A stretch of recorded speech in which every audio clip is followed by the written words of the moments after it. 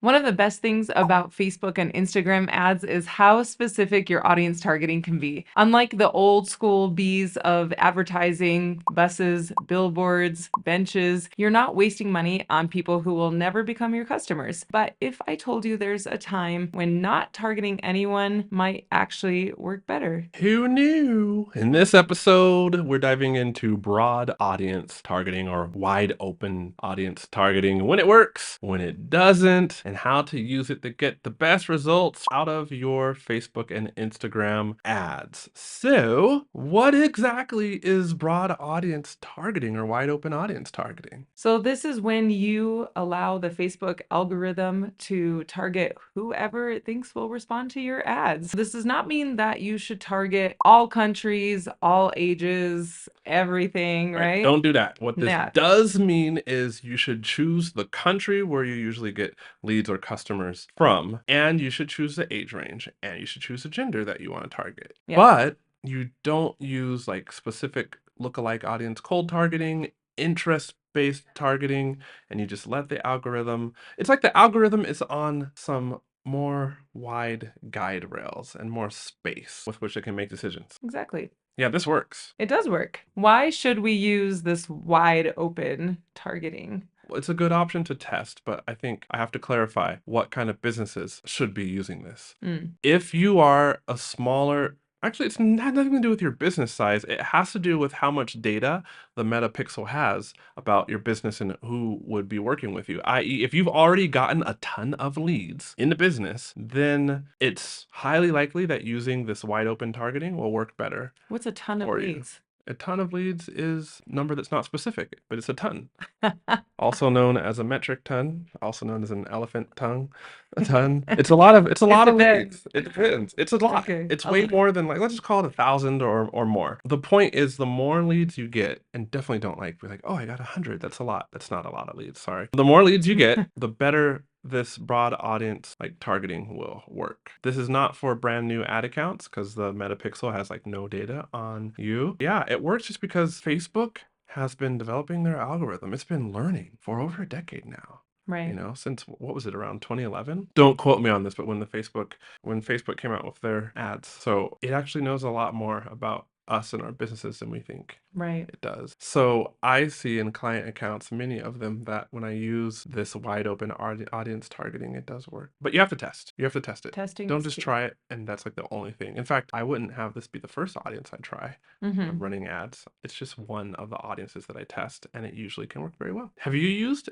broad audience targeting for any of your ad clients? I have. How'd it go? Actually, pretty well. I was kind of surprised. I thought, let's try it. Mm-hmm. And obviously testing it against their other audiences that we already knew were working, but just to kind of see, what else Facebook wanted to offer us, so to Mm-hmm. speak. And the And lead costs were, we're low. yeah. Yeah. I should add, it's not just about getting low lead cost. You use well-researched messaging plus good visuals to bring in the right kind of person. It's worth using.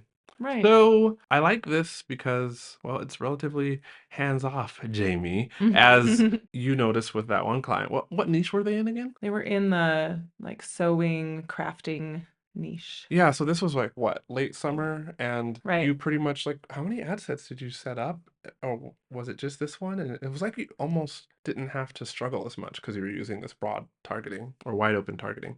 Right. But the lifespan of a wide audience targeting, it can really be a lot longer than other targeting options. So it's basically like the algorithm is freer. The Right. algorithm is freer to just kind of have its free There's reign more to there's more find data. people. There's more data to work with, more people. Please don't make the mistake of just saying the algorithm is amazing. Let's just open it up to all countries and it will go and find the No, right lead. No, don't do don't do that. that. I was Don't do coaching that. somebody who did that and their leads were horrible. And I did not advise them to do that, by the way, because the algorithm will just go to countries that you aren't going to get clients from. Yeah, you got to watch that it doesn't sneak on you and do that worldwide targeting or something. And it's like, yeah. This episode is sponsored by my course. It's called the Ad Testing Cheat Code. If you've Mm. heard me talk about my Olympic gold testing framework, like how to cut your lead costs in half, I guess now that the FTC is cracking down, I can't say this will help you cut your lead costs in half. I can say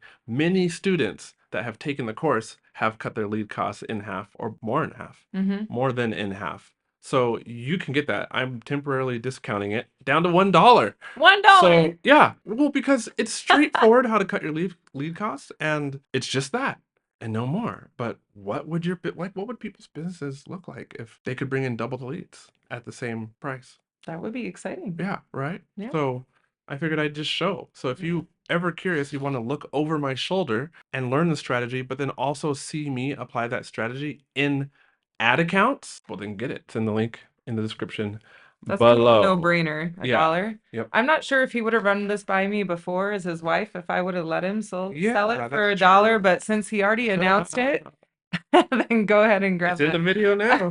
it. We can't go back on it. Okay, so QUÄY.jo, what are some of the downsides of doing this wide audience testing? It's a broad audience. You don't have manual control. And if Mm, you're a tester like me, it's good to be able to manually test through the audiences. The downsides are like any other ads campaigns. There's no guarantee the ads will work, mhm, right? You really do. The one guarantee that you have that your ads will work is if you do the research to mm, write good ad copy that clearly communicates to the right kind of people, that you have the right kind of solutions. mhm, And then that also goes for ad creative. If you want messaging that resonates, you need to have good ad creative and also still monitor your ads. Yes, the upside that I talked about is that it's a little bit more of hands-off ads management, if you will. You don't have to like do all the testing. So if you're like super busy and you've already gotten a lot of leads in your business and you've already been running ads for quite a while, then you could just try this audience and it has a longer lifespan, like you said, right, Jamie? mhm, Yeah, right. yeah. Don't do it when you're launching. Why Don't start would with you this. not do it when you're launching?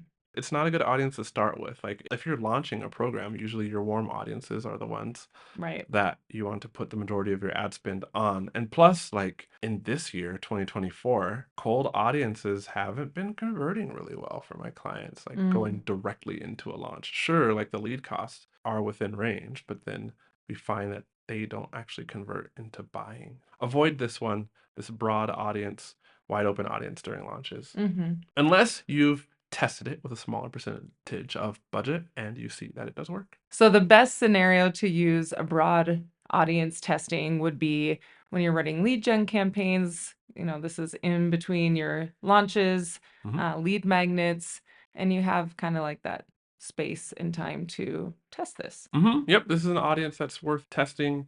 And like always, start with a small budget test, make sure it works well. Don't like do a large budget and then go on vacation and come back and be like, oh, QUÄY.jo and Jamie said this wide open ad targeting works. And I just left it on, unmonitored and it went through $1,000 of ad spend. Oops. Please don't Yeah. do that.